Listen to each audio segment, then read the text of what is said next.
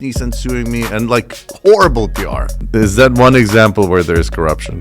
The design of your product isn't very valuable to you. If you go to Nissan.com, it goes to like Only in America in one generation. we came here like super poor, didn't have any money. McDonald's sucks. Building in Las Vegas, manufacturing, all paid off. House in Las Vegas, all paid off. He has a Lamborghini, that's all paid off. House in Big Bear, all paid off. Hello and welcome to 3D Media Live Podcast. Today I have a special guest, my good friend James Yang. He's the principal at Dane IP Law. And he's a superstar when it comes to patents and trademarks. I've been waiting to do this podcast for a while because he's helped me personally, and it's just a very fun topic to discuss. Without further ado, welcome to the show. Yeah, thank you for having me. It's been a while. We tried to schedule this, and finally we're here. A long while, too much Yeah. time, actually. So you're a wizard when it comes to IP and trademarks, and I know this personally because I had a trademark I tried to register before I met you, which is 3D Media, and failed a couple of times. And finally you pushed that through. And even the way it was registered is very different from what I did before. So before, when I tried to register 3D Media spelled out, that failed. Then I tried to do it just as the logo. What is that type of It's trademark a design mark. Design mark. So that finally passed, but that doesn't protect me properly. I think 3D Media spelled out, it's probably easier than the next one that we registered, which is 3 with a number 3. Number 3D and then media. That's right. Here, we got 2 patents. Trademarks. Trademarks, sorry. 3D Media spelled out and 3D Media with a number, which is cool. That's right. Finally That's right. got this. That's It right. took me a while to get this domain name. I think I told you the story about That's that right. as well. That's Yeah. right. That's right. So I got them both. And So the good thing about this is, if you bring it up, is there's a couple of things. Is you want to really protect not only the way that you're using it, but the way that people are going to type it in on like an internet Google search. Right. So people aren't going to. Sometimes they'll do 3 spelled out. Sometimes they'll do number 3. So you just want to kind of capture both of it, and that was the good thing about this by doing it both ways. And then the other thing that you mentioned was the design mark versus the standard character mark. Right. So it's no longer design mark. Now we move to standard character. I'm a big believer in brands. I mean, we are, after all, advertising growth agency, and I always tell my clients the brand is really where the value is. Mm-hmm. When you're selling a company, your maybe customer list is going to be worth something, your inventory is worth something, but the brand is the majority. I think if you pump it up to a point where it's recognizable and memorable, then that's really, you can sell so many things, and it's almost an infinite supply at that point of opportunity to make money. That's right. That's right. Yeah. The brand is very important. A lot of people Extremely. don't know. Like, for instance, let's say you're selling a product, right? I get a lot of people who are selling products. They want to brand their product, and they go cheap on the trademarks because they say, oh, it's just a trademark, right? It's not the patent or something like that. But think about it. Let's say you buy $100,000 worth of product, and you brand it with a certain brand, and you find out that you're infringing on someone else's trademark. You're in trouble. That can kill a business. You gotta throw that thing away, right? Yeah. You gotta really deplete it or like throw it away, change your brand. And a lot of people can't recoup from a brand change. It's very difficult. A lot of people think that, I built my brand up in 2 years, and if I have to change it, I can build it up in another 2 years. It's not the case because, circumstances have changed. The relationships are changed. And then when you introduce a new brand, people are kind of like, oh, who are you? You used to be them. Now I'm just confused. I don't trust you anymore. Let me just go find someone else. It's very difficult. It's very difficult. Like we started with the number 3 spelled out just because that was easier to acquire as far as the domain name. Just to switch to a number 3, same exact name, but to rebrand, that took some effort because all the backlinks have to change. That's right. You have to remind people now, like all the invoices, everything, you have to change everything. Like, It has to be all 100% consistent. yeah, and it's Yeah, tough. yeah. You can definitely make mistakes. I don't know, have you ever changed a name, legal name? That's kind of similar as well. That's right. Like, when you get married and your wife changes Yeah. her legal name or something like that. It's easiest when you're doing it at the marriage step. Right. But if you do it like the day after, it's hard. Yeah. You have to prove it. You have to prove it all up. You have to go to court. You have to. I actually shortened my last name when I got citizenship because it was Hanukayev, and the way they spelled the the office when we moved here was crazy. Khanukayev, like so many letters. Oh yeah. So I took out 4 letters out of the last name. Now it's just Hanukkah instead of Hanukayev with a K in the beginning, with a Y, E, V at the end. So anyways, now immigrants, it's nice and man, clean. they have Yeah. we all have some little issues on our But stuff. like I realized firsthand, at the office they're saying, "Do you want to make a change to your name?" Like, yeah, actually, it's gonna make my life easier. But the beginning was very difficult. Yeah, Like, yeah. I had to change everything: my social security card, driver license, every I was going to university back then. I had to change everything. I had to change my diploma because the first diploma was under my old last name.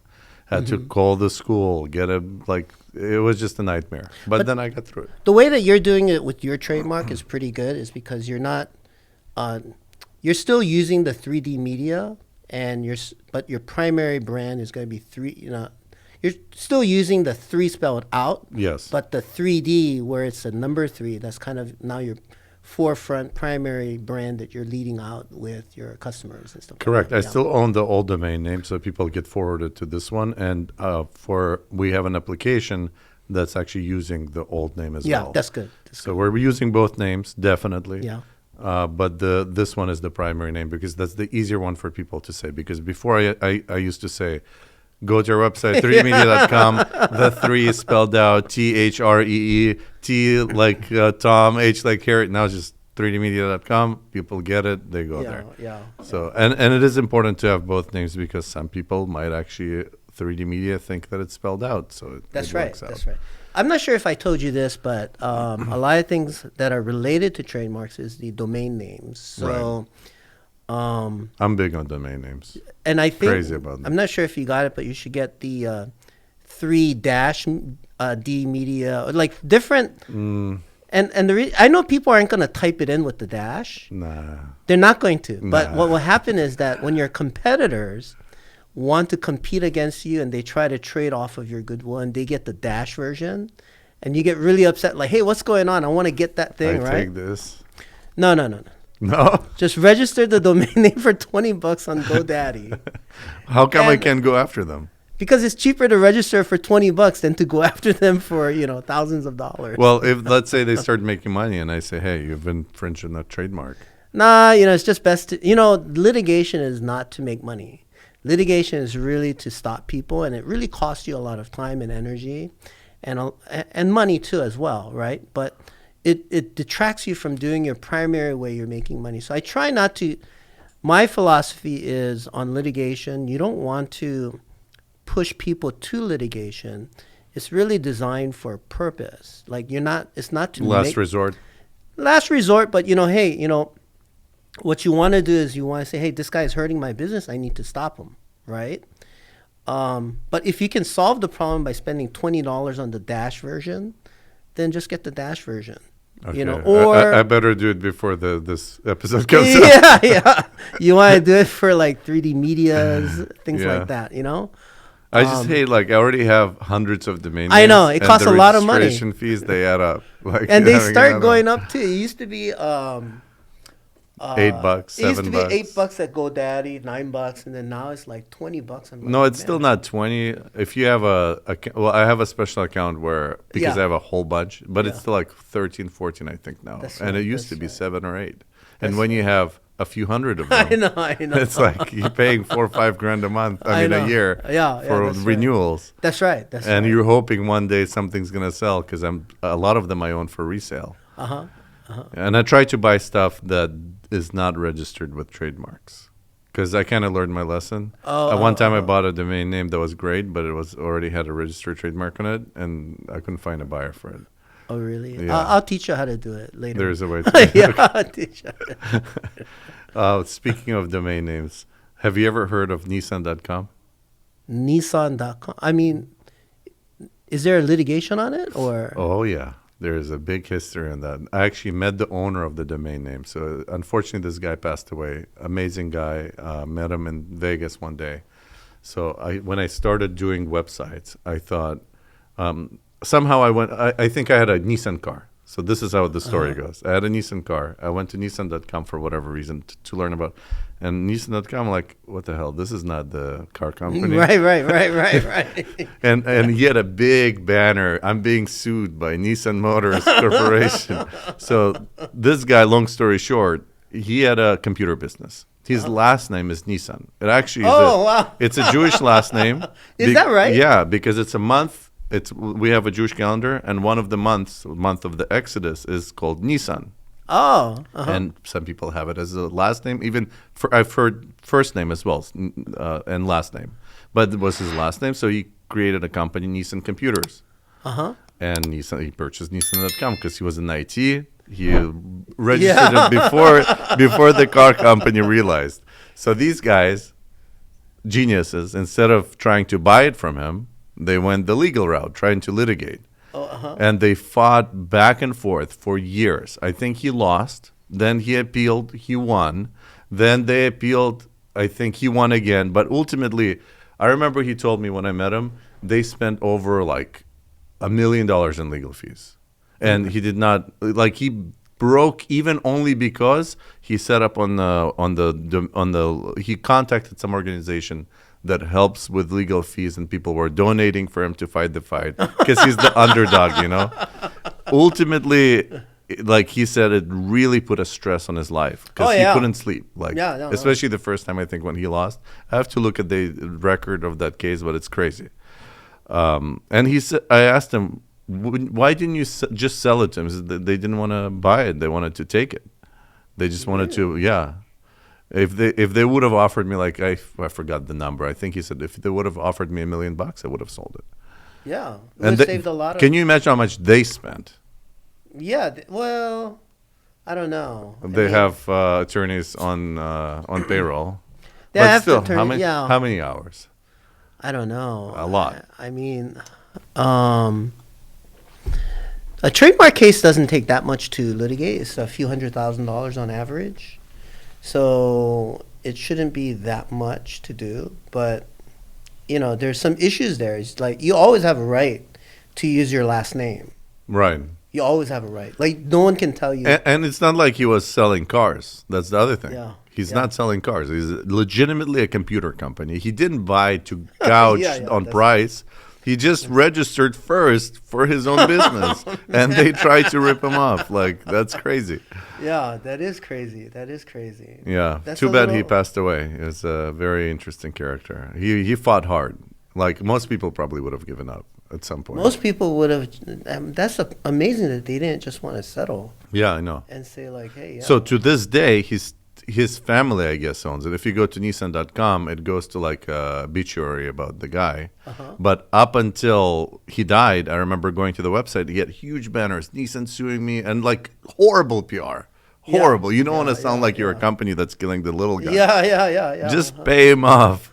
Just pay him Even off. if they would have given $10 million, to them, $10 million is like a fraction of their advertising budget. That name is probably worth $10 million. Probably more. Right now, To Nissan, it's worth a lot more. Yeah, it's worth a lot. How much do they spend? Where's my phone? I want to Google how much they spend on advertising annually. Any just single for fun. any single word domain is worth, millions and millions of dollars.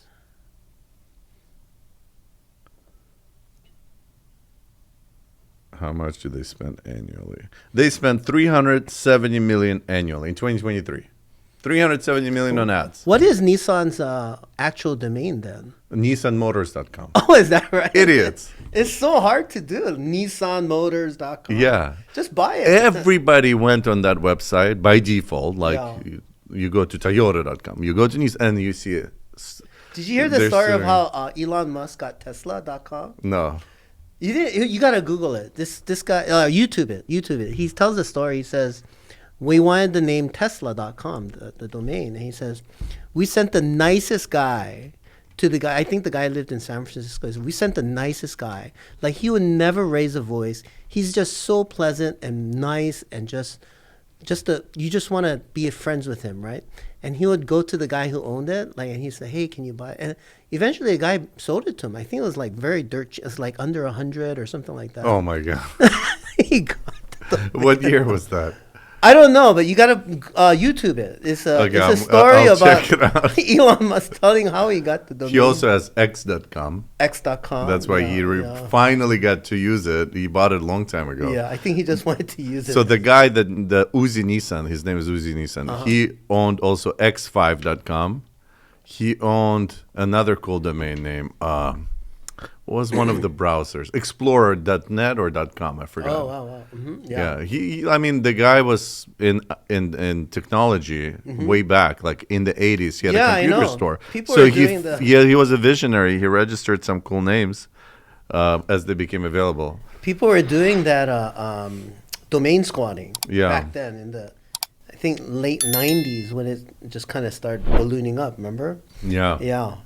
It was late 90s. There were some really big sales back then. I think now it's a lot easier to have the right name just because .com is not the only option.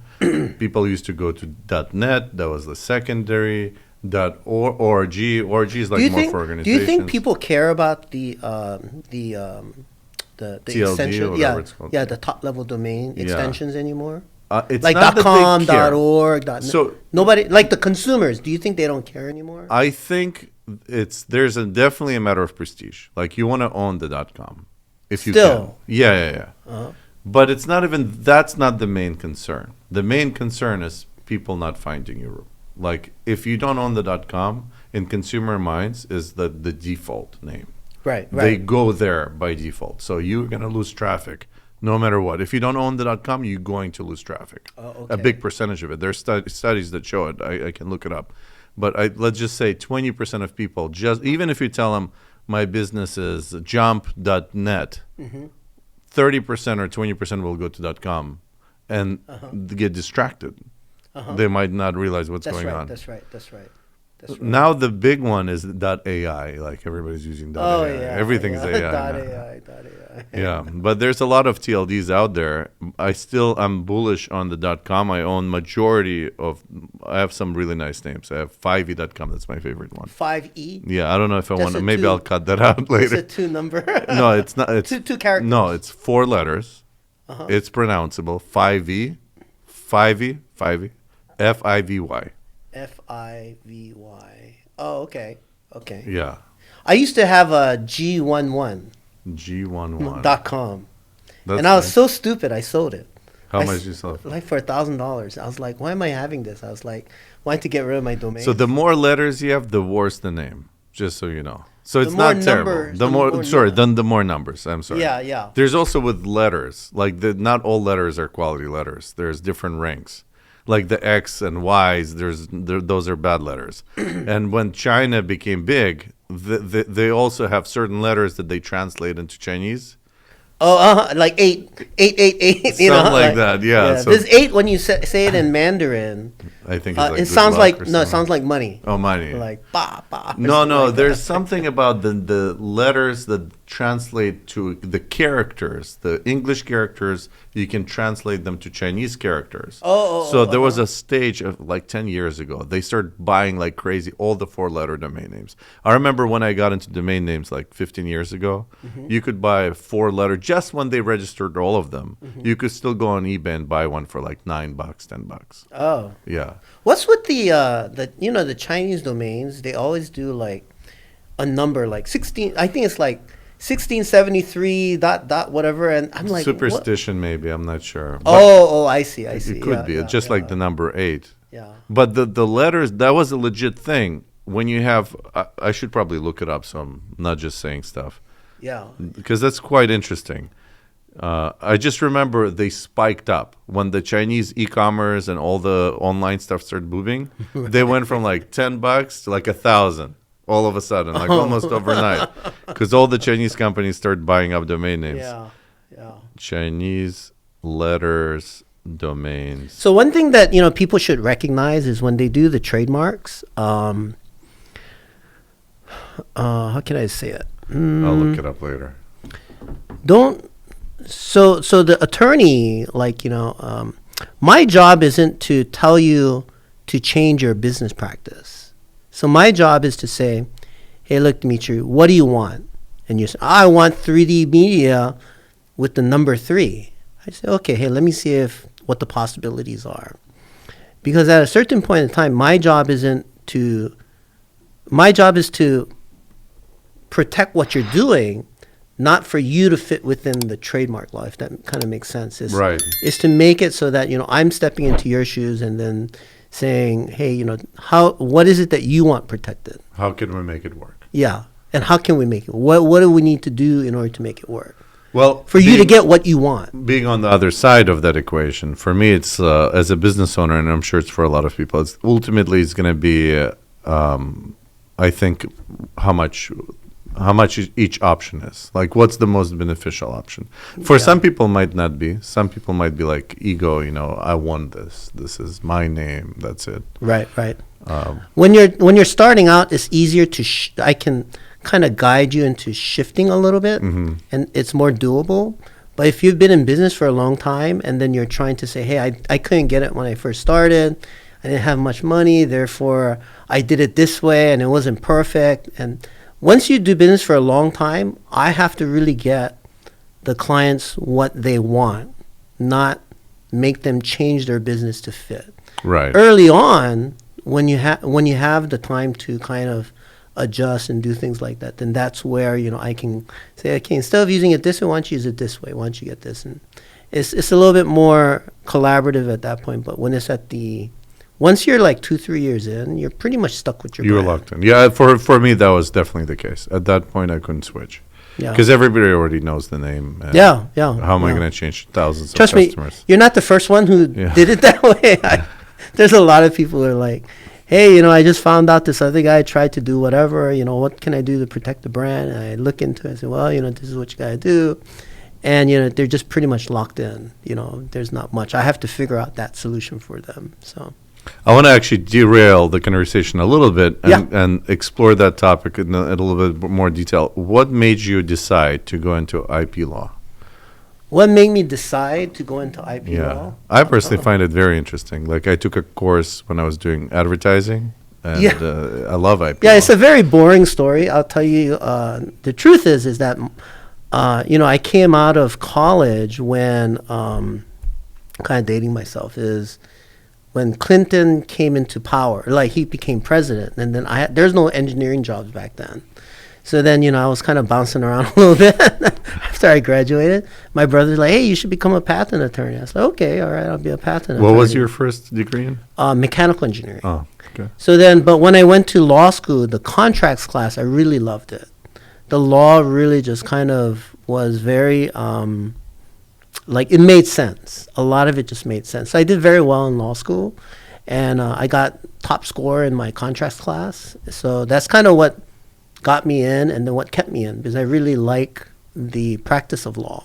Did you decide which type of law you're going to practice? Yeah. Well before, because my brother was saying, hey, why don't you just become a patent attorney? Okay, whatever. And then, so I stuck with the plan, and then interned at a law firm in Aliso Viejo. And then, amazing story is that after I graduated from law school, there was another recession. I was like, oh boy, nothing like. So I had one offer, one law firm. Which recession? 2006. Well, I'm a little older. Yeah, 2000. It was the dot-com bubble. It was like 2002, something like that, around there. Yeah. 2003. That's when That's when I graduated too. There was a hiring freeze. Yeah, I remember that. A lot of people were just like stuck out, and I was kind of like upset a little bit because, I did well in law school, and then I saw my friends go to like bigger law firms and like interning at bigger law firms, and I was with a smaller law firm. I was like, it's like whatever. But lo and behold, because I went to a smaller law firm and I did well while I interned, I gained a lot of experience. Everyone at the larger law firm didn't get offers, and I just got an offer. It's like one offer, one law firm, and then I stayed there for a long time. Then I branched off and just kind of did my own thing, and it's been working out good. So. But you've been enjoying patent law specifically, like. Yeah, it turned into a joy of like the law, Like I really like studying the law. It's a very interesting concept. It truly is about fairness, even though a lot of things don't seem fair, but that's as fair as you're going to get in the legal system. And then what it's come to is really a joy of like knowing people. Like you, I have hundreds of clients. I've answered thousands of calls on my line. I know that for a fact. Yeah. Just as a knowing that, like I manage your Yelp ads, Yeah. and I know that you answer every single client. That's Yeah, kind of yeah, crazy. That not everybody does that, and I think that's why you're successful. Was partly of customer discovery. I didn't realize it, but what I was doing was, I realize it now, but really when you answer the calls, and even no matter, like a lot of business people, they'll say like, I answered the call and it didn't lead into a sale. Therefore, I'm so upset because I wasted my time. Right. For me personally, I don't think of it that way. I answered the call. The guy didn't want to do it. Therefore, I learned a little bit more about a person and his personality. And now how do I deal with this person the next time I meet the same type of person? Right. It's So, education. It's an education. It's a wonderful education. It's something that you can't get in college or an advanced degree. There's no one who's going to know. Who can say that they've answered 1,000 calls from inventors and small businesses and can understand what they want? So in the beginning, right, when I was picking up my phone calls and things like that, I would always try to sell, you got to do the search, then you got to do this, then you got to do that. And the guy's like, well, that's too much money and things like that. So really what I began to realize is that, Dimitri, you and I are pretty much the same. And we're pretty much like everyone else. And if I need to spend money, I will spend the money to get what I want. But if I don't have to spend the money, then I want an alternative that's the cheapest alternative that gives me what I want. So once I put myself in their shoes, I started thinking like, I don't need to do this. I don't need to do that. Why don't I give them, so some of the things I started to do was, hey, I know that you can't afford it, but why don't I give you some free resources that you can kind of filter out your bad ideas? Like maybe you can do your own search, right? Filter out the bad ideas, the old ideas, and if you got a new idea, maybe you have money for that, and why don't you come back? And, it makes me feel better because now I can help more people. Right. And, some people are very appreciative, like 2-3 years later, they're like, hey, James, you told me about this, blah, blah, and I'm coming back to you. So great, let's do it now. And they'll send you referrals too. Yeah. A lot of people are like, I'm like, who referred you to me? It's like some guy. I'm like, oh, who is this guy? The guy you spent a few minutes talking on the phone with. It just takes a few minutes, and you learn customer discovery, and you make someone happy, and it's just good all around. It's just good all around. I mean, that's a perfect example of why people should not be business owners, especially should not be concerned with immediate profits. Have, first of all, good karma. I highly believe in that. Like, if you help people, God will take care of you. Like, you really have to be out there to make a positive difference. So if you're answering all the phone calls and if you're talking to people, whether they hire you or not, regardless, and you just give them positive feedback every time that helps them, it will come back to you in one way or another. But in the more concrete example, referrals, right? They leave you good reviews. I mean, you have a really good reputation, and I'm gonna say this in a complimentary way. You don't seem like a lawyer sometimes. You're very You're very approachable, and I deal with a lot of attorneys in almost every different field, and it's refreshing to meet somebody like you that's very approachable, and like I see you as a friend. Yeah. Like less of even of a professional relationship, even though you got me amazing things done, but it's always like a friendship relationship, and I cherish that. Yeah. I enjoy talking to you and stuff like that, but with other people, it's very cold. I remember I had one attorney that like one phone call cost me like $400, and it's like, what the hell just happened? And it's that those relationships don't last. Like, well, I can't afford to do that. The crazy thing is that a lot of times when you talk with attorneys, you can't even understand them. Yeah. Like they use this language like as if like something happens, when I train associates that I'm training, like first year associates or interns, I tell them write an application, right? And they start using like legalese, like like pursuant to your. I'm like, why are you saying this? Like, just say you told me to do something, and I'm doing it for you, right?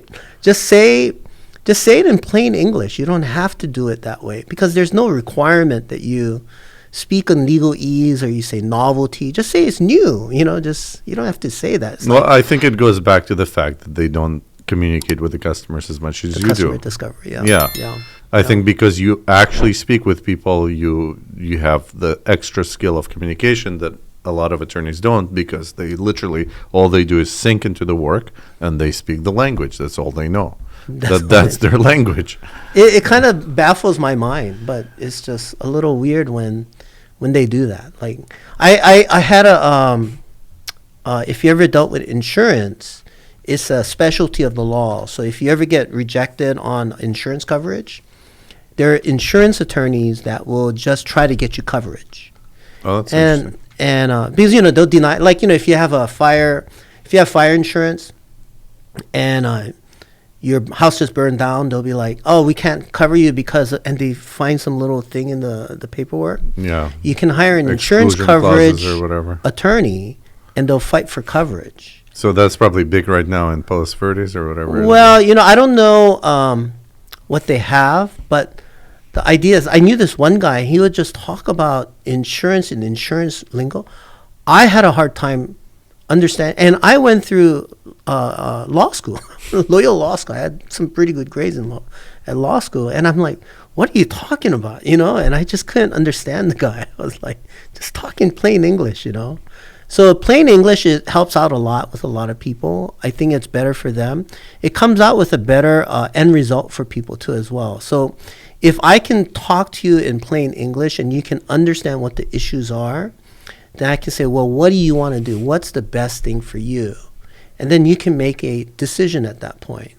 And then now that we're on the same page, I can proceed with that strategy and just go forward. So I think a lot of the plain English stuff is not just to be understandable, but it's also just, it comes out with a better end result for the client too as well.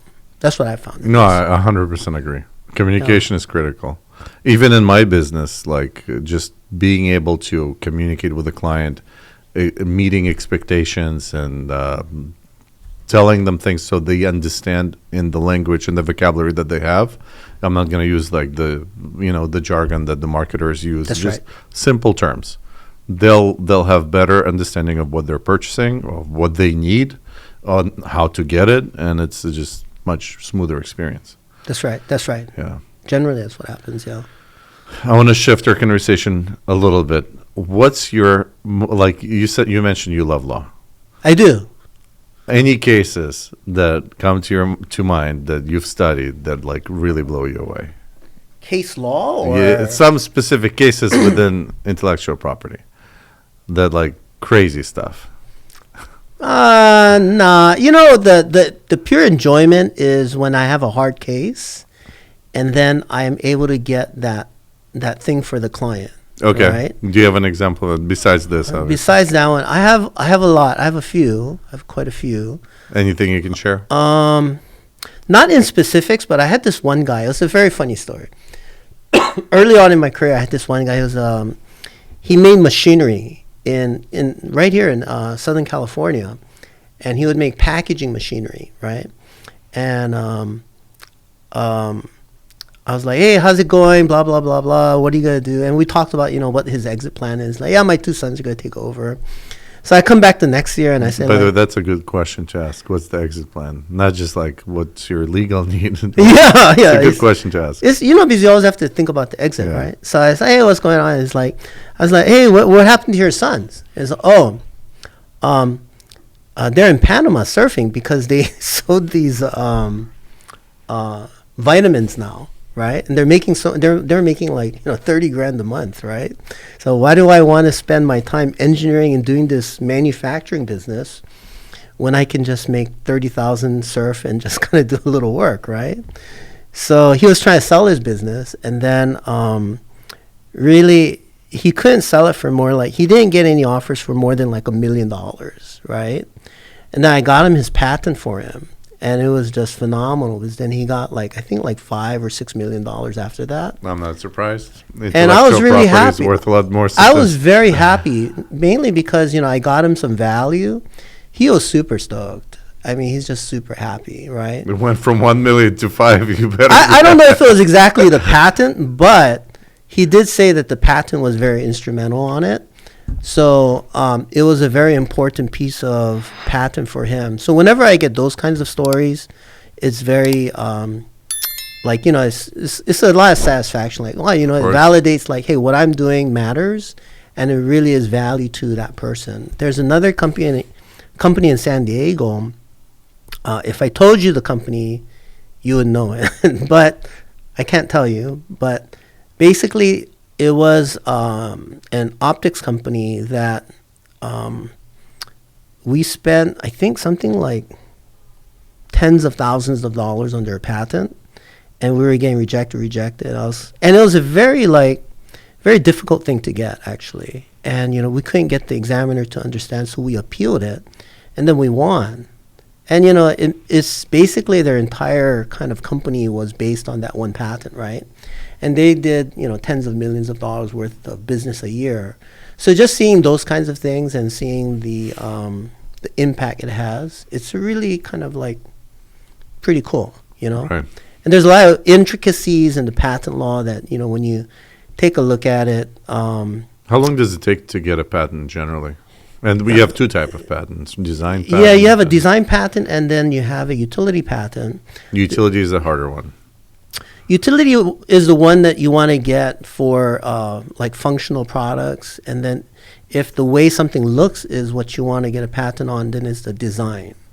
I don't push the design a whole lot because unless you're like a famous company, the design of your product isn't very valuable to you. Then you can slightly change the design and get away with it. And get away. Yeah, and then a lot of attorneys, they push the design, and I'm like, why do you want to do that? Because at the end of the day, you can just change the design and get around the design patent. Same thing with the word mark. Versus the design mark. Yeah, right? So you if you change just the logo a little bit and same name, and you're. I think attorneys are afraid that if they tell them like no or they tell them really what the narrow value of a design, the client's not going to do it, which is true. I don't do a lot of designs because I tell them, hey, this is the instances when it's valuable for a design patent. And a lot of clients say, yeah, I agree with you. Okay, let's not do it. Let's do the utility, right? And it's harder to get, and then there's more chance that. But, at least I'm up front, and I want them to make the decision. And then that's going to be a good thing for their pocketbook and for their business, right? Yeah. In some cases, it makes sense to do both, right? Design and utility, or almost. No, you really have to have unique. Like for instance, see this chair right here has a unique design, right? Now, if I was a chair manufacturer, I'd get the design on the chair, because if you're going to buy 3 chairs and you want to buy the 4th chair.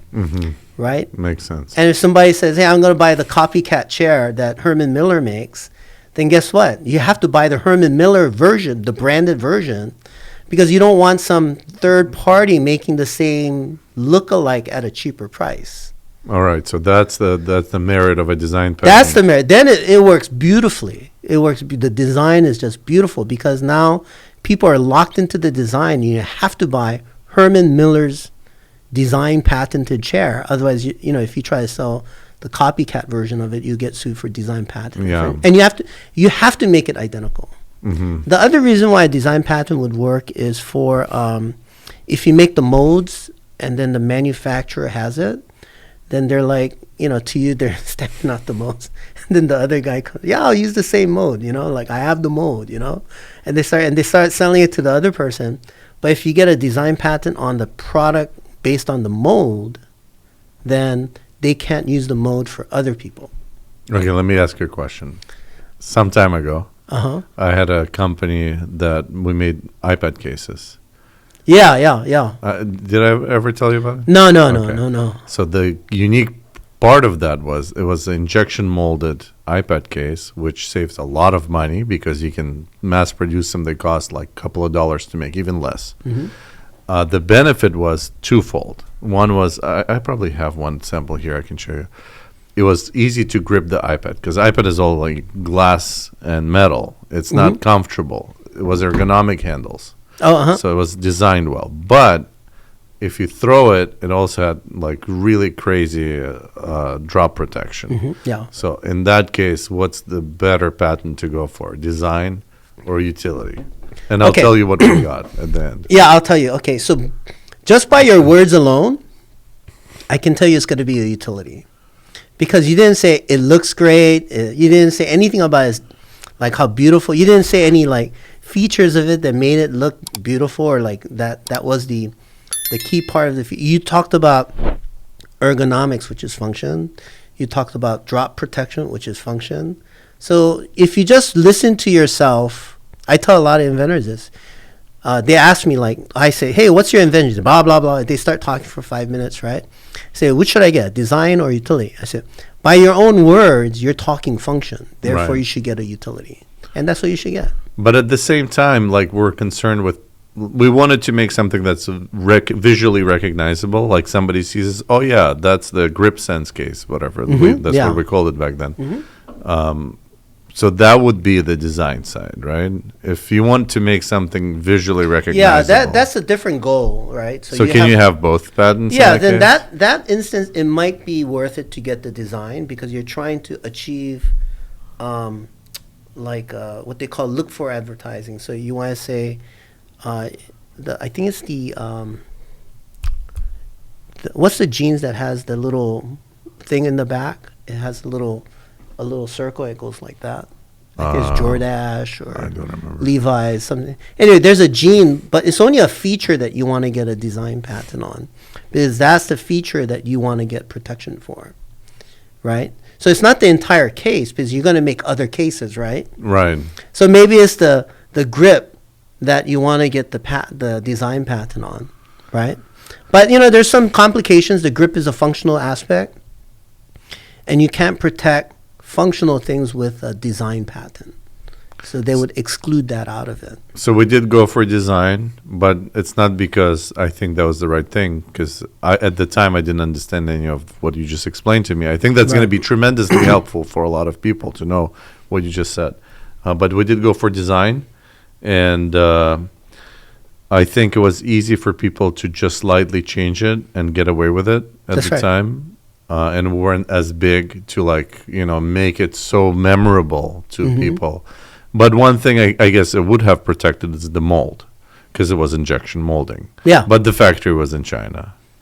But they're going to sell it and they're going to import it to other people, and you want to prevent that part of it. Right? Okay. So if I would have seen other people selling exactly same looking case because they just used that mold, I would have had some power. Yeah, a lot. China nowadays. I do. I have quite a few clients that do work. They manufacture in China, and some Amazon clients, big ones. And they kind of use there's this thing called like a super factory, and all they do is make cases.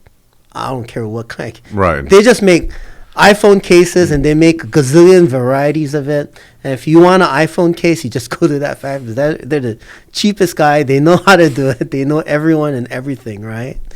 And it's very important to kind of lock it up a little bit, so with those kinds of companies, because they're not gonna, respect it as much.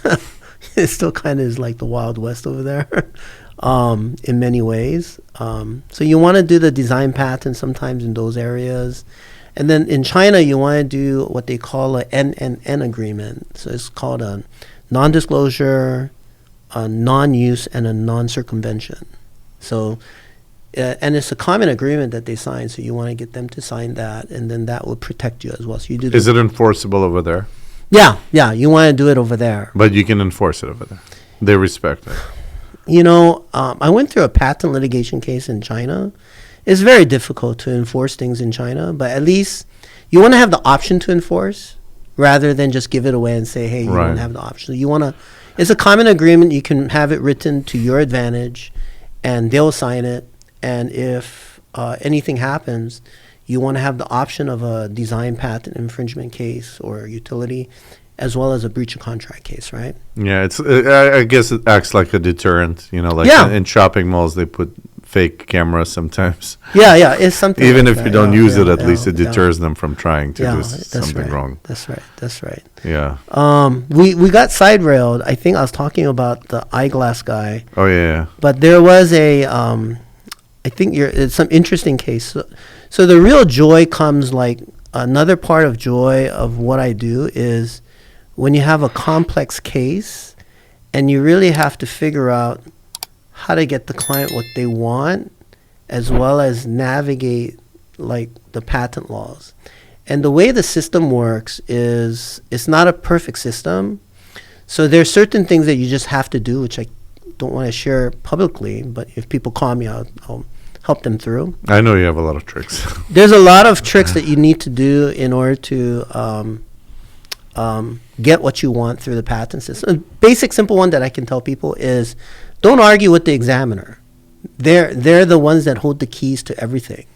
So just don't argue with them. A lot of people call me and they're like saying, I spoke with the examiner and I told him he didn't know what he was doing. And I'm like, why would you do that? You're Just pissed him off. you just pissed off the only guy. He has the power to grant or deny you your patent. Don't do that. Just work with him. And the best thing I can say is you have to put yourself in their shoes and say, what are they thinking about and how are they thinking about your case? And then what are the assumptions? This is important. What are the assumptions that they're bringing to the table? And once you can figure out the assumptions, then you can argue the case. Well, for that you have to be somewhat versed in the law. Yeah. If you're just a Joe Schmo trying to get a patent, not understanding what the examiner is thinking from the point of view of the law. Right. So a lot of times, we'll see an officer. I'll see an officer and I say, how did he get to this rejection from there? And once I figure that link, I can say, okay, if he thinks that, then this must be true. And then that's how I would respond. And then try to figure out the roadmap to getting them the patent. Sometimes you can't, but a lot of times you can work with the examiner and just get what the client wants or needs in their business through that logical deduction of the assumptions of the examiner. That makes a lot of sense. You can. Yeah. It's actually a quite enjoyable process when you do it. Yeah. I think in marketing, we kind of use the same strategy sometimes, thinking from the point of view of the buyer. Instead of like, what do I have to sell, as what do I need? Like, Right. If you reverse the thought process, you put yourself in the shoes of your buyer. Do I need this right now? Like, it came up in my Facebook feed. Am I going to buy it now? Is this the right time to show it? Is this the right way to show it? Is there even demand in the first place? Sometimes we get like, we fall in love with our own products that we have to sell. We don't even think if there's demand for it or not. Yeah, that's true. Inventors do that a lot. A lot. Yeah, I've been Inventors do it a lot. been in that role many times. Yeah, and I have to disconnect mentally from. Because I did a lot of customer discovery, I recognize when inventors are like too much in love with their own products. So I can't tell them that they're not going to make money because I don't know. I'm not the MBA guy. I'm not the business executive guy who knows everything. But if I don't have a basic low grade like threshold of like what is a good idea, I won't tell them that they won't make money, but I'll just say something like, maybe you should ask your family, like, hey, or maybe you should do a market study. Maybe you should do a business plan. I try to put up roadblocks for them. And I tell them, what, if you can't convince yourself on paper, like through a business plan, that you're going to make money, you're probably not going to make money, right? So I try to put up some roadblocks for people who are too in love with their own idea. And it's just like you see it, that they really wanted it. Like they're just kind of desperate to have an idea, right? Because they just want to do something, right? And like, no, just Well, on the opposite side of that, once in a while, when somebody has so much love for the product and nobody else gets it, that love actually may push it through the finish line. It might. There are some paradigm shift products out there that you never know. It's true. It's hard to judge. A lot of times, I'll tell you about this other client. Is he did a home construction product. He was a home inspector, and he came out with this. To me, I thought it was the stupidest idea, right? It was like the stupid idea. But we did the project. And I got him the patent, and then a few years goes by, and he's like, building in Las Vegas, manufacturing, all paid off. House in Las Vegas, all paid off. He has a Lamborghini that's all paid off. House in Big Bear, all paid. So that's what I'm saying is that I can't say that you're not going to make money, Right. but there's a low, and I want to be a little bit true to myself too as well, and not just be like, oh, you got money, you got an idea, hey, why don't you come in, we'll make it work, right? I don't want to be that way, so I do try to filter it out just a little bit because to bring some sense into people. yeah, I do have to wake up in the morning Right. and be kind of happy with myself, Yeah, I think that would be disingenuous if a person just concerned about, hey, I'm gonna make money and I don't care what the other person is gonna be doing. But truly, what you're saying is right. The love of The passion of the passion of the sometimes, or product the really inventor. comes out Yeah. in people. Yeah. And there are genuinely sometimes products that are almost impossible to understand, way ahead of their time, That's true. and only the inventor might actually see it, and their That's love might be enough to be persistent enough in the marketplace to make it work. Dimitri, only in America, in my point of view, because my parents immigrated. I was 2 when I came, right? Only in America can you change your entire social economic structure in one generation, right? I believe that anyone who has an idea for business or for a product or whatever, if you just work hard at it, even if it's not the greatest idea, you probably won't lose money. Right, you can make a living. You can do okay, Yeah. you're not gonna go broke. It's very true. Yeah, and you believe it too, right? Yeah, only in 100%. America in one generation. You try to go any other country, right? Not any other, but in most countries Most where there's countries. I'm Korean, right? So if you go to South Korea, if you don't graduate from a certain college, then you don't make as much because you didn't graduate from the certain college because you're not the top of the smartest people, right? And certain Or if you don't have connections, family connections and that's things it. like that. Only in America is the value or the merit of your. Now, obviously, if you have more connections here, you do better. But if you have a great idea and you immigrate over, and you just have a great idea and you push it, yeah, And do it the kosher way. Do it the clean. For example, in Russia, I'm from Russia. If you don't bribe people, it's Yeah. very hard to succeed. And the moment a person starts bribing, it's already a wrong start. right.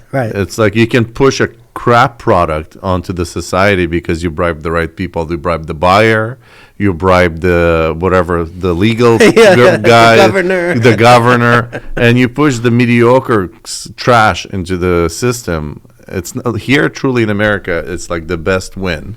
Yeah. The best ideas come to fruition, or people that put in the most amount of work. That's right. It's really unbelievable. And the legal system, I think, is probably the best in the world. That's right. Where you can actually protect yourself and enforce. And like you said, it is, for the most part, fair. As fair as you can get it. As fair as you can get it. Yeah. That's probably the secret sauce in the United States today, is the legal system. And I hope that never changes. There's some feedback here. We're hearing some kind of Something Spanish Spanish. stuff. Interesting. They're infiltrating 3D media. Hold on. So I really like, Dimitri, I really like what I do, mainly because, you think about, it fits my personality, but also when you think about the doing business and just all of that, right? And like how you're saying, the merit of your ideas comes to the front, right, in America. So I really like the American system. I like everything about it, Only in one generation, you can change your entire socioeconomic structure, Right. Of your family.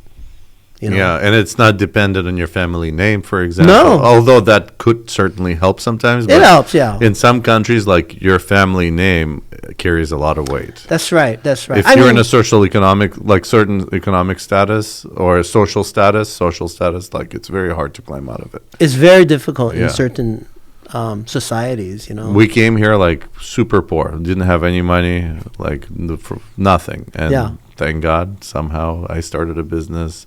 My family, everybody's doing something. No one's sitting on their ass, just waiting for That's right. for a handout. That's right. So I love it. Love everything about it. Yeah, just really like it. Okay, I have another question for you. More on just a fun question. I'm sure you heard a lot about Disney, right? What? Disney. Disney? Yeah, What is that? Disney. Disney. My accent. Disney? Disney. Yeah, yeah, yeah. How come Mickey Mouse is still copyrighted? Oh, Is it expired?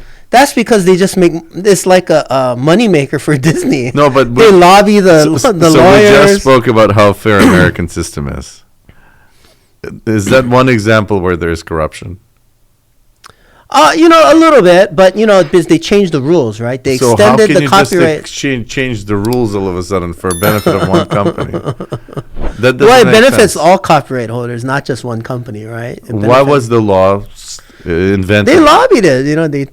That was my understanding when it happened. Is that they lobbied Congress to extend copyright protection because the Mickey Mouse was too valuable for Disney, Right. right? And then What was the original rule? It was like 70 years copyright? it was like 100 years, and they extended another 30. I forgot what the exact particular number of years was, but they extended it like decades worth, right? It's crazy. So, Disney now has a lot more money because they can get all the revenues, the royalties, and all of that from that, all the sales and everything like that, right?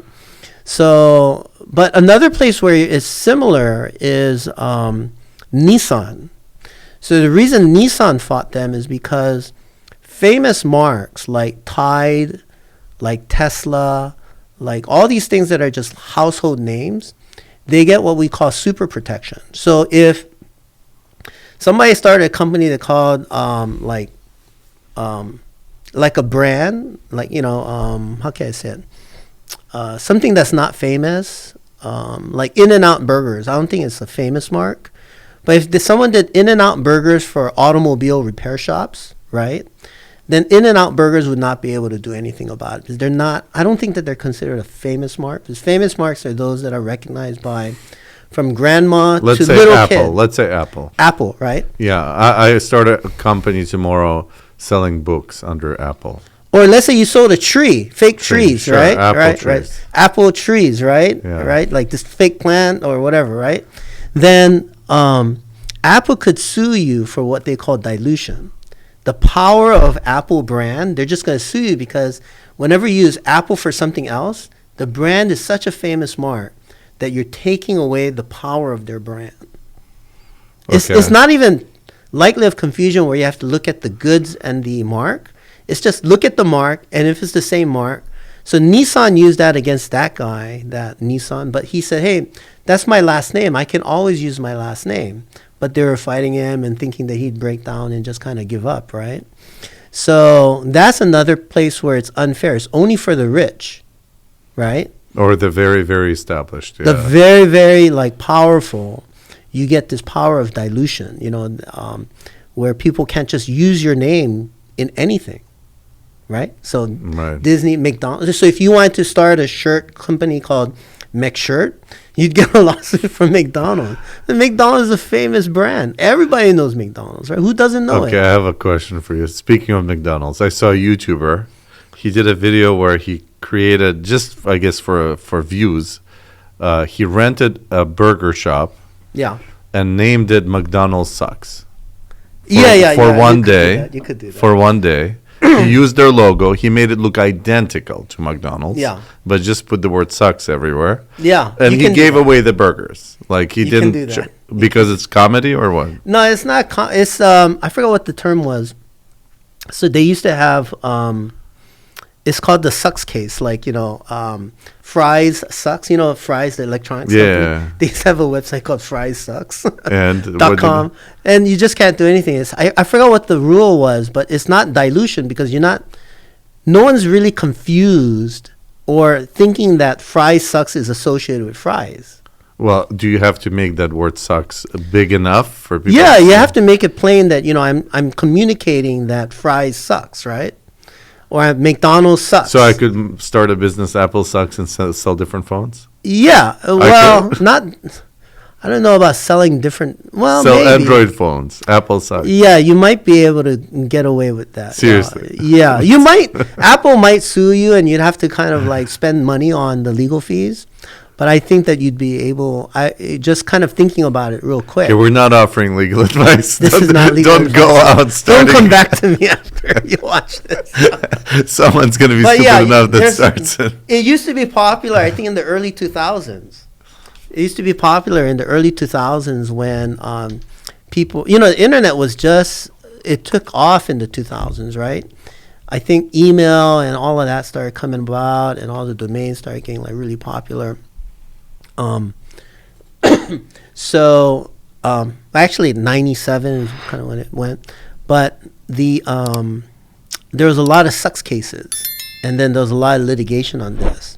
So the guy probably knew what he was doing. He was just, Oh yeah. yeah. Oh yeah. He figured out the loophole to make a nice, fun video. Yeah, you could do that. Yeah, you can say some because you. Let's say he made money. He actually sold the burgers. Could McDonald's went after him and say, "Give us the money back, whatever you made"? No, I don't think so. That'd be a tough case. But he's gonna have to spend some money because McDonald's would sue them, right? And say, hey, take that down, blah blah blah, and they make a case, and now you have. Probably in You have that to spend case, legal fees, it right? would be a mistake for them. I think almost like he's baiting them, because the moment he gets sued by McDonald's, Yeah. all the media are going to cover it, and that's Yeah. going to boost his exposure like crazy. Yeah. Even yeah. if he loses the case, Yeah. that's like PR, free PR you get. Yeah, the more the one that I think people try to do, which is not legal, is like you'll have a guy who wants to start a bar near Angel Stadium, right? And they want to plaster the whole thing like Angels, right? And then when you walk in, you're like, oh, this is like the Angels bar, right?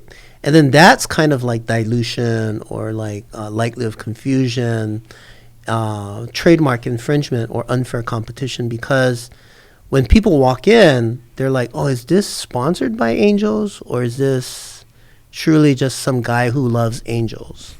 You How see big what- of a name it has to be? Angels, for example, would be able to use that. Angels is, I'm not sure. Being a famous mark is very rare. It has to be recognizable throughout the age spectrum and geography. Do they do some kind of a test? I think they do like a poll, maybe? like a poll, which is very expensive to do. I guess, yeah, if you're big enough, You're like can $50 afford to it. $100,000. You're doing a poll like, do you recognize this? Do you recognize? And then they have to kind of establish it. Then you fight about it. It makes sense. Yeah, it Like, does. It does. It does. If you're going to get to a level where your brand is worth billions of dollars, you should have that level of protection. I Right. think so. Right. Yeah. Right. So it's kind of fair, but there's a level of unfairness because the small guys always get stamped out, right? Yeah. Yes. So what happened to Uzi? I never finished. What happened to him ultimately was he got the name back, but he wasn't able to use it for anything other than electronics. But by that time, I think he ran out of money and closed his business. Oh, really? Oh, man. So all he used it like he put ads on it. And it could not be ads with Cars. cars. Right? Yeah. And that's how I approached him. I said, hey, you probably have a ton of traffic. Let's build it into some kind of a website. And I think the more we started exploring it, there was so many limitations that Nissan put on it. I thought it wasn't worth it. So Yeah. we didn't go Yeah. through with it. Yeah. But it was an interesting case. Now, if it was an auto mechanic, Auto mechanic could have got away with it. yeah, he can do it, right? Because then it's like, that's my name, right? So, Prior to yeah, prior to the settlement agreement, because you can always use your last name. So there's a famous New York case you study in law school. I think it was like a jewelry shop, and one guy used his last name here and another, same last name, two jewelry shops in the same corner. So they litigated, and then basically what they said was one jewelry shop had to put like their first initials, and the other guy had to put a different initial, and then therefore they could distinguish. And they try to do the best you can. So you cannot tell people they cannot use your last name. You can always use your last name. That's nice. Yeah, always. But nevertheless, they can still sue you. Even They if can you sue you, yeah. Even if you win. Anyone can sue you. So what happens, like, if you win, can you recover your legal fees? No, the American rule is that you always pay your own legal fees unless there's a fee shifting provision. So like in patent law, there's some, if you willfully infringe, then there's some fee shifting provisions that you can do. If you litigate like very badly, like, try to take advantage of people and try to just be a jerk when you litigate. So in the case of Nissan, No, I don't think that they were being. I'll tell you the truth. I don't think Nissan was being a jerk. I don't think they did it right. No, business wise, I don't think that was the right decision. They should have just but they weren't being a jerk. They had the right to sue him because of dilution. Yeah, that was their argument, right? It was a valid argument. And it was probably one of the first .com domain cases. Oh, okay, yeah. So that makes a big difference too, right? Yeah. Yeah, when more of that factual context comes into play. I'm sure it's in textbooks now, the Nissan case. Maybe, yeah. Because when I was going through law school in 2003, that's when all the internet stuff was coming out. Like, we were trying to figure out how to deal with cyber squatters and things like that. So now we're moving into a new domain, which is AI. That's a brand new technology. How is that impacting your business? I think my business philosophy is always improve or die. So you have to incorporate AI into your business. So I've incorporated it into my business. There's certain things that I do with AI that I think is actually very beneficial. I think it's a good thing. Are you afraid that there will be services strictly AI without the human that can do a better job? I don't think that AI can do a better job than the human can. It's garbage in, garbage out still, because I've tested a lot with AI, like writing things and stuff like that. If I put garbage in, it's garbage out, basically. But when I give it good information, there's good information coming back out.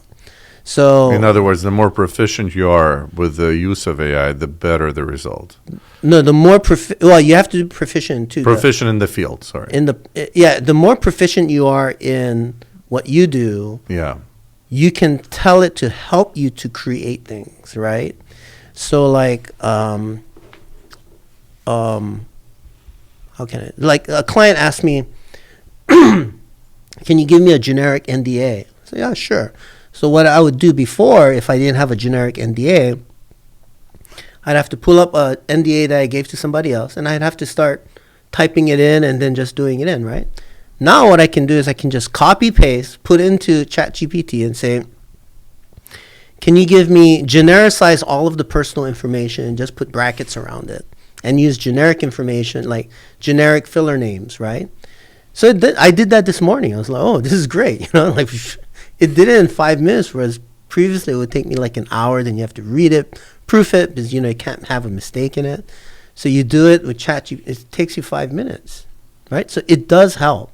But you don't think we're gonna be in a near future where humans are just not involved, at least in law? No, not involved. That would be a crazy. From what I've tried to do, I don't think you can get there. I think it's possible. I think it's a matter of time. Maybe a matter. I wouldn't put it beyond it, but right now, it doesn't happen. I think the logical end that I see is where, so the value that I bring is not how fast I can type. That's not the value. The value that I bring is when I look at your case and I say, hey, you know what? You've been doing this for about 10 years. You're locked into your domain. To your brand. You're asking me to change because you want to get a registration, and I'm going to stand my ground and say, no, you shouldn't do that. I need to figure out a solution on how to get your brand that you've been using for 10 years. So no AI can do that currently, and I don't see how it could have it that way right now based on kind of what I've been testing. But I could see it, like if you wanted to say like write X, then it does a pretty good job of writing, whatever you want it to write, That's about it. But you have to put in good information to get the information back out. So put it into your world. So I do SEO on my blog, right? And I come out with article recommendations. So I can tell it to say, research, keywords and put it into a chart where it gives me 10 articles and give me 10 variations of article titles, right? And and from there I can select, oh, I like this title, but it won't tell me which is the best title. I have to kind of look at it, right, and say that's the best title. I think that's kind of, would that make a good analogy to your world in terms of marketing and stuff like that? Yes, but I think even that is all doable through AI. I think at some point AI can do literally everything. I think the bigger question is, are we going to be comfortable with AI practicing law to a level where, for example, like to file a lawsuit, do you need an attorney involved, like somebody that passed the bar? Or anybody, I know small claims you don't need, but let's say or even filing a patent, do you need somewhere an attorney involved? Or to litigate? Well, you can do it yourself, right? Can you litigate yourself? Yeah, you can litigate yourself too. Like any person can represent themselves, right? So they don't need it. But like, I think this morning one of my clients gave me an application saying, hey, can you file it? And it looked like he put it into ChatGPT and it produced like 3 or 4 different paragraphs. And I told him, well, I really didn't understand it, because he didn't put in the right information. Mm-hmm. And I think once people get the educational knowledge of like what information needs to go in there, then the AI can do a perfectly good job. But are there any legal instances where you need somebody, like for example, to install an air conditioner, you need somebody with a license to install it, for example, right? Or there are some professions where you literally have to have a government license to do. Are there cases in law where you do need an attorney? Without an attorney, you can't pass a certain No, in the United States, you can always represent yourself. Always. And can AI represent you? Well, AI is not good. You're going to be the one who's filing it, right? Yeah, but you're personally responsible. Can you come to court and say that this AI is going to represent me? And no. let's say it can talk. No. Why? No, that'd be a little bit too much. Let's say it can do a good job as a human would. Would that be legally viable? No, because because the attorney binds the client, right? So I don't know if the client would have to read through it and say, yeah, that's what I want to put in. There has to be some kind of agent representation, right? Like someone's their agent. Like AI cannot be the agent. that was my question. I don't think so. I think that'd be a leap too far. So I think that leap will happen at some point, and that's where, going back to what we were saying, adapting with time, that will be redefined in the law. I think at some point, like doctors, I think will be all replaced with, or at least there will be stewards in medicine that will use AI tools. I think it could help a lot. Diagnose everything, create a plan, maybe even do the procedures, and maybe a steward of medicine that's controlling all the switches, essentially. Same thing with law, probably, is going to end up being. You will be the steward of the law, utilizing AI, and you're the agent, in other words. So here's kind of the reason why I don't think it's going to happen is because I was thinking about someone brought a trademark office action to me, and I realized that there was a step that I should do before I write the response, which was, so when you get like, I don't know, if it's too complex, just let me know, and then I'll just kind of say it a different way. But if you get a rejection on likelihood of confusion, that there's a prior mark that's cited against you, I used to just kind of argue likelihood of confusion, like no likelihood of confusion, therefore we should get granted, right? But I began realizing that 95% of all businesses fail within the first 5 years. So if they got a trademark and they were registered, I shouldn't go off and try to argue no likelihood of confusion first. I should really research the mark a little bit and who the company is. And if it's a big company, maybe they're not going to let it go. But if I find that, the mark is like, the guy looks like he's on his last leg before he, goes kaput, then maybe I can recommend a petition to cancel, right? The AI can't think through that logic. Not yet. No, the reason they can't do it is because For them to understand that logic, I have to put it out there for them to understand that logic. Unless they've seen it before, they can't recommend it. So let's say at some point AI will see it all. Yeah, well, they can't. They train can't, on the data. They can't. As long as they train on, as long as they're data. But if I don't put it out there, Something completely intuitive, or something novel, like the like novel new things that they just can't do, and that's where I think humans human bring intuition and stuff like that. That like, man, I really want to be a great attorney. How do I solve this? Because at the end of the day, I get paid because I'm a problem solver, not because I have a license.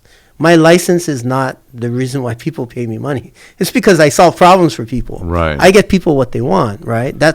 And when there's a block and I can't see it, then I have to kind of go back and say, okay, how do I do this here? And try to figure out a solution for it. So that's what AI can't do, is solve. They can solve problems to a certain extent based on what they've seen already, but the new problems and I think that's where AGI comes along. Artificial general intelligence. Think of it this way. Let's say everyone says, hey, here's a problem, and this is how you approach the problem, right? And 90% of the times when you solve that problem, this is the solution, 90% of the time, right? AI, my understanding is that they do it based on probabilities. That's just my friend was telling me this, is that's why AI can never be 100%. You have to review the answer. Because it goes on probability. So if the problem is here, solution is 90%, it can't do the 10%. Because they think the probability of the 10% being right is not AI. AI would never recommend 10% of the solution. Right. But the human will say, you know what?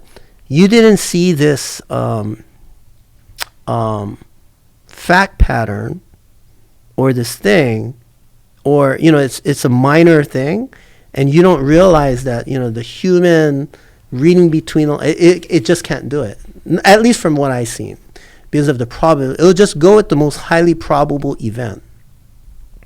So I did so I go to church, right, and then I put in the pastor's sermon, and I listened to the sermon, and I put because when you go to YouTube you can do a transcript, right? Yeah. So I did summarize. I shoved it in ChatGPT. I said, "Can you tell me what the pastor said?" And it didn't get the inflection point when he changed topics, and he did it in one sentence, right? So because the probability of that inflection point was only in one sentence, and you had to listen to that one sentence and pay attention, AI couldn't grab it, because when you look at the whole mass of words and text, that's not what it was about. Right? So it couldn't grasp it. I was like, oh, so I learned something about AI, that the output of AI at this point can't see the slight inflections that it does. Maybe they'll figure it out in the future, but right now I don't see it, because it's getting better.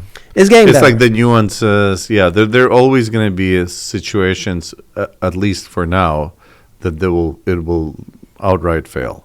Yeah. But I think as it's getting better and better, we don't even realize its true potential, because it's going to be beyond our capacity to think. I think we're almost at the point, or maybe we just reached with the newest model like O3, where it has the capability to process information like a human brain does, in a sense, like the amount of neural connections, etc. It has the processing power almost of a singular human brain, but it's going to keep evolving to a point where it's like all humanity at once. So it will breach whatever we think is possible. That's the problem. It's like beyond horizon. You don't know what's beyond the horizon. Yeah, I don't know the full extent of it. I do know that it works on probabilities, and it can't do the minor, the secondary solutions. It doesn't do that well, because it doesn't know when to say that should be the primary instead of the secondary. But think of it reverse. Think of what it couldn't do a year ago. Oh, yeah. I mean, you don't know the what leap, it can do. Yeah, the leap that it made from a year ago. You don't know. Think about 5 years ago. I know. We didn't even have it. And today it's like miracle. Like go back in a time machine to yourself 5 years ago, open up ChatGPT, turn on like the camera. You know it has a camera feature. ChatGPT. Oh, yeah. You've seen it? Yeah. Show all these things But it run doesn't a recognize case. it. Yeah, yeah. Oh, it recognizes a lot. Yeah, yeah. It does a lot, but not It's crazy. 100%. Like Yeah. 5 years ago, you showed this. You'd say, "Wow, that's a miracle." Yeah, I've done it with the image. So what's going to be in 5 the years? JPEGs, you have to upload it as a JPEG. Hold on. And tell them like, hey, Hold can you on. like look Hold at on. it? Stuff I'll like show that. you something. It's pretty crazy. I don't think you've tried all the features. Maybe you have, but this is just one example, right? So I have to start a new chat. 1 second.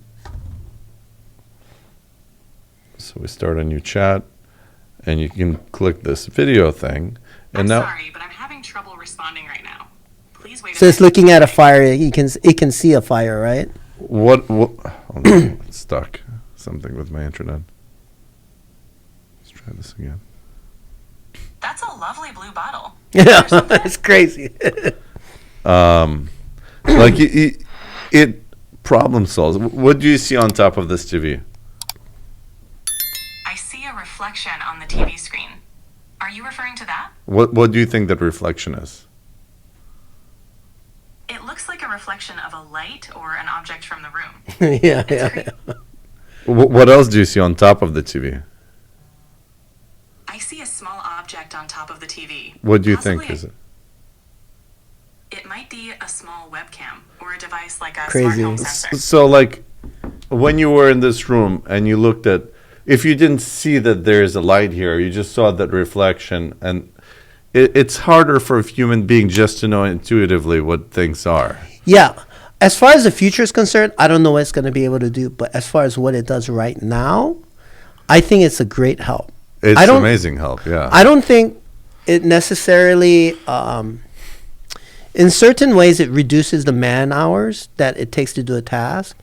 But I don't think that it, I think the way I like to think about it currently is for the same number of hours, I can produce a work product that is doubly as good. You can probably, it will enable you to answer all those phone calls because now you actually have the time to do that. You can be one James and pick up 1,000 cases, I think, especially as the AI gets better, versus like before you would have had to have a whole agency of people, like a firm with like yeah. 100 employees. Yeah. As far as my field is concerned, I don't think it reduces the workload, and I don't think it eliminates the need of good people, because it still is my brain power, garbage in, garbage out, good things in, good things out. And it doesn't really reduce anything. It really produces a better work product. Right. That's the way it's been working for me, at least. I think for sure you're absolutely right as far as where it's at now. It will accentuate all the people that are really good. It will make them a lot better and more efficient.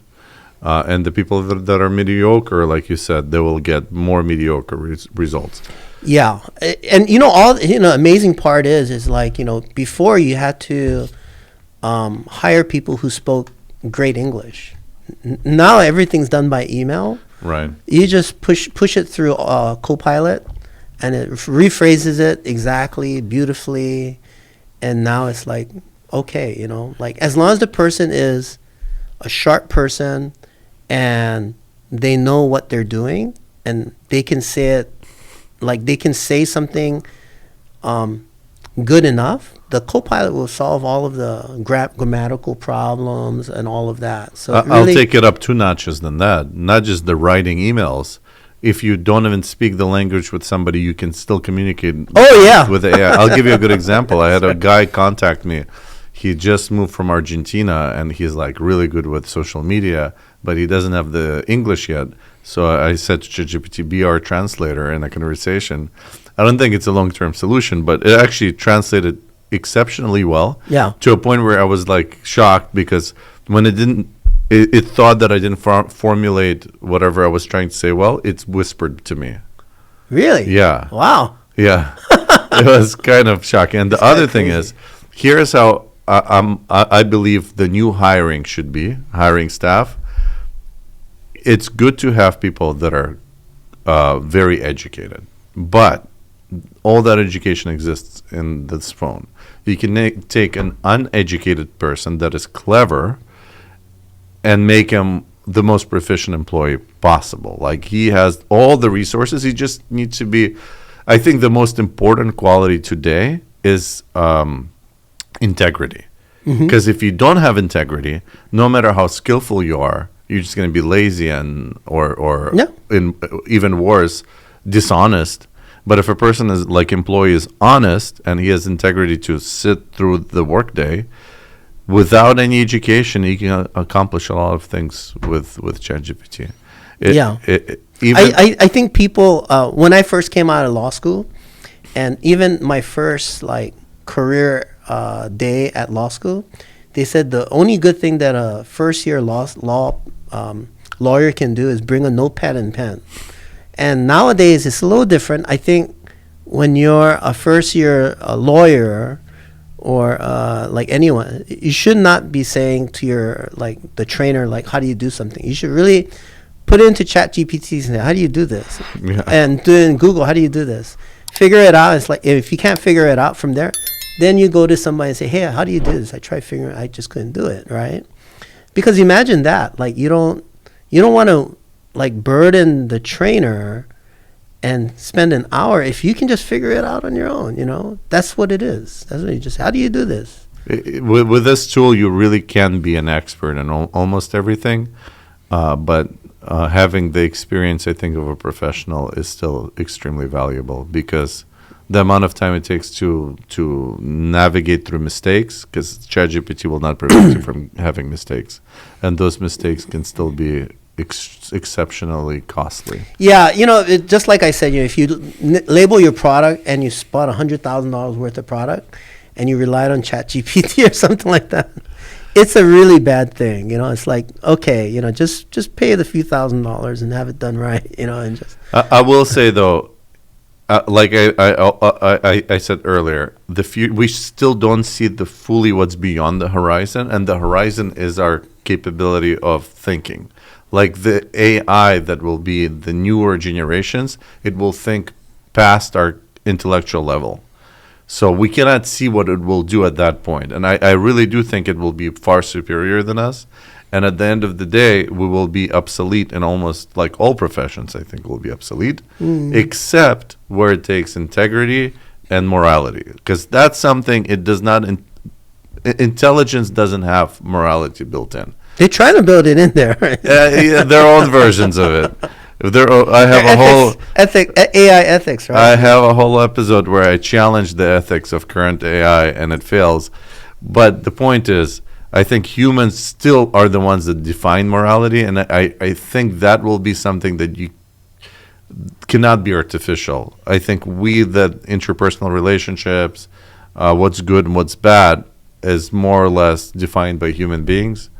Everything else, I think, can be copied, and I think in the near future we will have to shift the focus on not just learning the skills and crafts of certain professions, which is good, but I think it's more, how do you make yourself a more honest, better person, more capable to withstand pressure, more capable to control anger. That will, with all these tools on top of it, you're a superhuman being. You are. That's what I think you're right. You know, that you're just going to accentuate what you can do. Yes. Yeah, it's whatever it is, you're going to accentuate that with that. This cannot make me a better person. I can make myself a better person. Yeah. And that will be the new horizon. That will be the new challenge. Well, anyways, we've talked for a couple of hours. I enjoyed I know. It's it. been like, I thought we were going to have trouble like filling up the hours. No, never. But I want you back. We'll do another episode. I want to talk about specific cases and just have fun dissecting some fun things that happen in the legal system. I wish we covered a little bit more about like giving people advice step by step how to get patents or trademarks. Oh, sure, yeah. That would be fun too. We could do that. So I think to be continued. I'm pretty sure people are going to enjoy this conversation. We've covered a lot of topics. And That's again, great. I thank you so much for your time. I know your time is valuable. You're very busy. Thank you for this. There will be more. Yeah, bring it on. I really appreciate our relationship beyond business. It's really a pleasure. And I want to say, I don't recommend people too often unless I truly believe in them. Highly commend James if you need trademarks or patents.